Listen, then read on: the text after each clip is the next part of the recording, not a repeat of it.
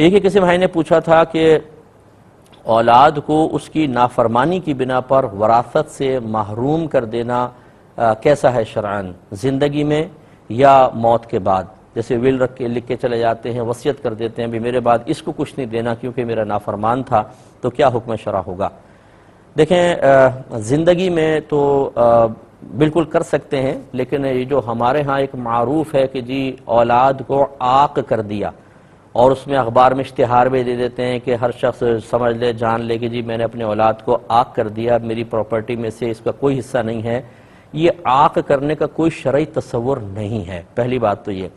دوسری بات یہ اگر واقعی اولاد بہت نافرمان ہے، آپ کو بڑی تکلیف اور دکھ پہنچائے ہیں، تو آپ یہ ایسا کر سکتے ہیں کہ اپنی بقیہ اولاد کے اندر اپنی زندگی میں اسے سب تقسیم کر دیں، اولاد کو تقسیم کر کے ان کے حوالے کر دیں، تو پھر ٹھیک ہے، گنجائش نکلتی ہے کہ نافرمان اولاد کو محروم کیا جا سکتا ہے۔ لیکن اس میں ہمارا مشورہ یہ ہوگا کہ بالکل یا محروم نہ کریں، تھوڑا بہت اسے بھی دے دیں، اگرچہ نافرمان ہے لیکن بہرحال آپ کی اولاد ہے۔ مرنے کے بعد جب انسان قبر میں جاتا ہے، اس کی کیفیات، احساسات اور شعور وغیرہ سب تھوڑا سا بدلتا ہے، چینج ہوتا ہے، تو پھر اس کو پچھتاوا بھی ہوتا ہے کہ میں نے اپنے اولاد کے ساتھ ایسا کیوں کر دیا۔ یہ وقتی غصے ہوتے ہیں، آپ یہ دیکھیے کہ کچھ عرصے بعد ہماری کیفیات بدلتی ہیں، جو ایک وقت کا خاص غصہ اور کیفیت ہوتی ہے وہ ختم ہو جاتی ہے، زائل ہو جاتی ہے۔ اس لیے بالکل یا محروم کرنے کے بجائے تھوڑا بہت دے دیں، لیکن زندگی میں اگر مکمل طور پہ اس کی واقعی نافرمانی کی بنا پر اسے محروم کیا جائے تو گناہ نہیں۔ لیکن یہ غلط طریقہ ہوگا کہ آپ وصیت کر کے چلے جائیں کہ جی میں مر جاؤں تو اس کا کوئی حصہ نہیں ہوگا،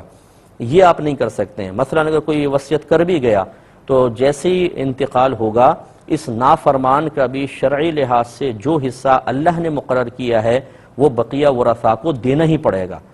یعنی گویا کہ اگر آپ کسی کو محروم کرنا چاہتے ہیں تو زندگی میں مال کو اپنی ملک سے نکال دیں تاکہ اس کا حصہ نہ بنے، اور اگر آپ نے اپنی ملک میں باقی رکھا اور آپ انتقال کر گئے تو یہ وصیت شرعی لحاظ سے بالکل نافذ العمل نہیں ہے، اگرچہ شاید قانونی اعتبار سے خصوصاً باہر کے ملک میں یہ جاری ہو جائے اور اس اولاد کو محروم رکھا جائے، لیکن یاد رکھیں اگر اپنی زندگی میں سب کچھ تقسیم نہیں کیا، چھوڑ گئے اور بس وصیت کر دی کہ اس کو کچھ نہ ملے اور مر گئے، اور ورثاء نے اس وصیت کی بنا پر اس کو کچھ نہیں دیا، تو بروز قیامت یہ گریبان پکڑے گا اور اپنا حصہ وصول کر سکتا ہے، اور وہ وہاں پر جا کر یقینی سی باتیں نیکیوں سے اس کا بدلہ دینا پڑے گا، ورنہ اپنی زندگی میں اس کو تقسیم کریں، یہ ضروری ہے۔ تو ایک کویسچن یہ کیا گیا تھا کہ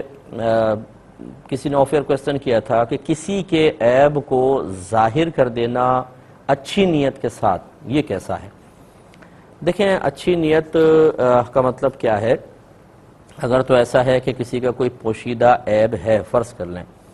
اور آپ سمجھتی ہیں کہ اس سے اس کو خود نقصان پہنچ رہا ہے یا دوسروں کو پہنچ رہا ہے، اگر صرف اس عیب کی وجہ سے ایک شخص کی ذات کو ہی نقصان پہنچ رہا ہے تو پھر تو اس کو ظاہر کرنا، اعلانیہ بیان کرنا منع ہے، بلکہ اپنے مسلمان بھائی کے عیب کو چھپانا واجب ہوتا ہے۔ ہاں اس کی اصلاح کے لیے اچھے انداز سے کوشش کریں کہ تنہائی میں اس کو سمجھائیں۔ یہ بعض لوگ غلطی کرتے ہیں، اگر کسی میں عیب ہے اس کو سب کے سامنے سمجھانا شروع کر دیتے ہیں، اور اس بیچارے کا عیب سب کے سامنے ظاہر ہو جاتا ہے، پھر وہ کیا اصلاح قبول کرے گا؟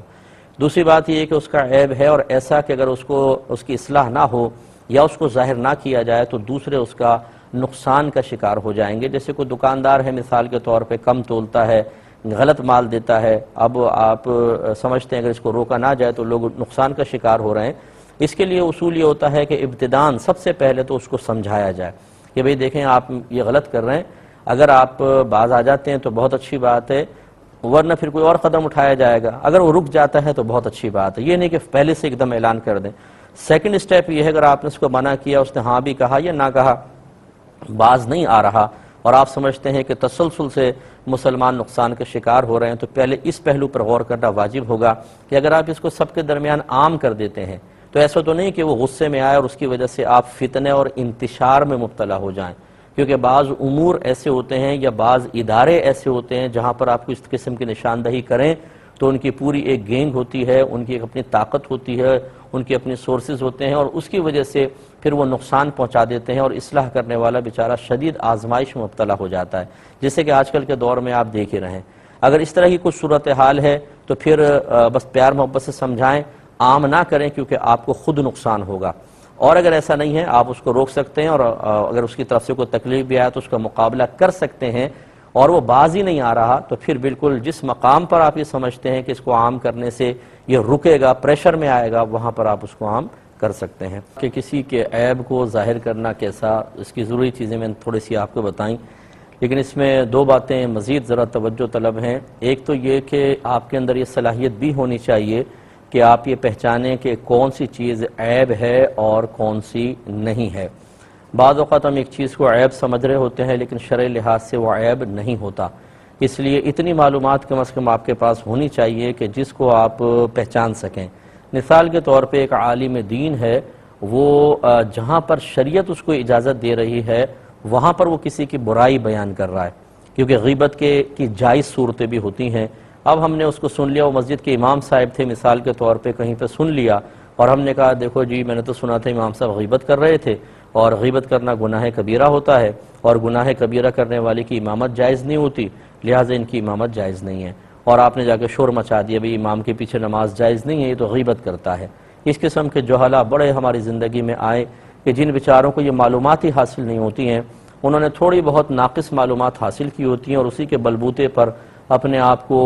علمی حلقے میں بہت اونچا سمجھنا شروع کر دیتے ہیں، اور پھر وہ غلطیاں کرتے ہیں اور فتنہ اور انتشار کا سبب بنتے ہیں۔ ایسے میں جس کو آپ عیب کی طرف منسوب کر رہے ہیں وہ گناہگار نہیں ہو رہا، بلکہ یہ فتنہ اور انتشار پھیلانے والا متقی پرہیزگار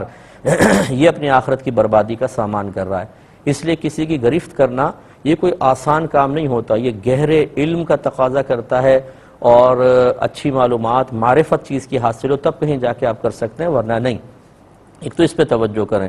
دوسری بات یہ ہے کہ پہلے تحقیق ضروری ہے۔ ایک چیز واقعی عیب ہے لیکن کوئی اور اس کی طرف منسوب کر رہا ہے، اور ہم پھر اس میں میدان عمل میں کود جاتے ہیں اور اسے اس کی طرف منسوب کر کے عام کرتے ہیں تاکہ لوگ اس سے محفوظ رہیں، لیکن یہ ہم تحقیق نہیں کرتے کہ واقعی وہ عیب اس میں تھا یا نہیں تھا۔ تو یہ آج کل سوشل میڈیا پہ خاص طور پہ ایسا ہو رہا ہے کہ کوئی بھی ایک کلپ، اور اتنی فیک چیزیں بنتی ہیں، آپ کو معلوم ہی ہے یہ کوئی مطلب ڈھکی چھپی بات نہیں ہے، اپنی مطلب یہ کہ لائکس بڑھانے کے لیے اور ارننگ کے لیے بس الٹا سیدھا اوپر عنوان لکھا ہوتا ہے، نیچے کلپ ڈلی ہوتی ہے، آپ کہتے ہیں کہ اچھا اس میں یہ بات ہوگی، آپ کلک کرتے ہیں،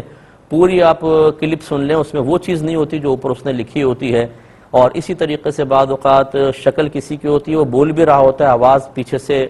مطلب ڈال دی جاتی ہے، اور مطلب سننے والوں کو پتہ نہیں چلتا، وہ کہتا ہے شاید یہی بول رہا ہے۔ جب اس قسم کے کارنامے عام ہیں تو اس میں، اور پھر یہ کہ ہر قسم کا شخص بیٹھا ہوا ہے سوشل میڈیا پر، فاسق ہیں، فاجر ہیں، اور جن کے کسی سے اختلافات ہوتے ہیں کسی بھی بنا پر، بعض جائز بھی ہو سکتے ہیں، بعض بالکل ایسے ہی سطحی قسم کے غیر شرعی کسی کے ساتھ اختلافات ہوتے ہیں، وہ اپنے مخالف کو بدنام کرنے کے لیے چیزیں ڈالتے ہیں، اور ہم توجہ کیے بغیر کہ کس نے ڈالا، یہ صحیح ہے یا نہیں ہے، واقعی شخص نے یہ بات کہی کہ نہیں کہی، یہ الزام اس پہ واقعی بنتا ہے یا نہیں بنتا، ہم اپنا اس کو فرض سمجھ کے، اور پھر یہ چونکہ میسیجز کے اندر کرتے بھی ہیں کہ یہ آپ کا فرض ہے کہ آپ اس کو آگے فارورڈ کریں تاکہ لوگ دھوکے سے بچیں، ہم کہتے ہیں اچھا فرض ہے، فوراً اس کو آگے بھیجتے ہیں۔ اللہ نے کیا فرض کیا، اس کے رسول نے کیا فرض کیا، علماء کیا فرماتے ہیں، یہ جاننے کی بالکل ضرورت نہیں۔ ہمارے نزدیک یہ جو مفتی نے بھیجا ہے نا، یہ ریڈی میڈ مفتی، یہ فرض ہے، اچھا اس کو آگے بھیجنا فرض ہے، فوراً بھیج دیں گے اور اپنے نام اعمال سیاہ کرواتے ہیں، کیونکہ جب ہم کہ کوئی غیر تحقیق شدہ بات آگے بھیجیں اور اس کی وجہ سے کسی کی زوال عزت کا سامان ہو، کوئی بدنام ہو، وہ ڈسہارٹ ہو، اس کی دل آزاری ہو، اس کے متعلقین متبعین اس کے گھر والوں کی دل آزاریاں ہوں، یہ بہت بڑا گناہ جاریہ ہے جو ہم ایک کلک کے ذریعے کر لیتے ہیں، اور یہ آخرت کے اندر پتہ چلے گا۔ تو اس لیے اس قسم کی کسی ایکٹیویٹی میں حصہ نہ لیں۔ میری گزارش یہ ہے جب تک آپ کو اچھی طرح تحقیق نہ ہو جائے کہ واقعی یہ عیب اس میں ہے، اور وہ بھی مطلب اگر پہلے سے لوگ لگے ہوئے ہیں تو پھر آپ کو کیا ضرورت ہے کہ آپ اس میں اپنا حصہ ڈالنے کی کوشش کریں، ہو رہا ہے تو ہونے دیں۔ آپ اپنے اگر آپ ہی کے اوپر موقوف ہے کہ آپ جانتے ہیں کسی کے عیوب و نقائص اور اس سے مسلمان بڑے پیمانے پہ نقصان کا شکار ہو رہا ہے، اور وہ آپ کی اصلاحی بات سے کو قبول نہیں کر رہا، وہ باز نہیں آ رہا، پھر اپنے طور پہ آپ کوشش کر لیں۔ تو کہنے کا مطلب یہ ہے کہ کم علمی کے ساتھ جب اس میدان میں آپ کودیں گے تو گناہگار بھی ہو سکتے ہیں، اور پہلے سے اگر معاملہ ہو رہا ہے پھر آپ کودیں گے تو فضولیات میں پڑیں گے۔ اس سے بہتر ہے کہ اتنی دیر آپ کوئی اچھا اور معیاری کام کر لیں۔ ہاں اگر آپ پہ ہی تمام چیز موقوف ہو گئی اور آپ مسلمان بھائیوں کو نقصان سے بچانا خود آپ سمجھتے ہیں بس میری ذات کے ساتھ محدود ہو چکا ہے، پھر آپ اپنا کردار صحیح علمی لحاظ سے ضرور ادا کریں۔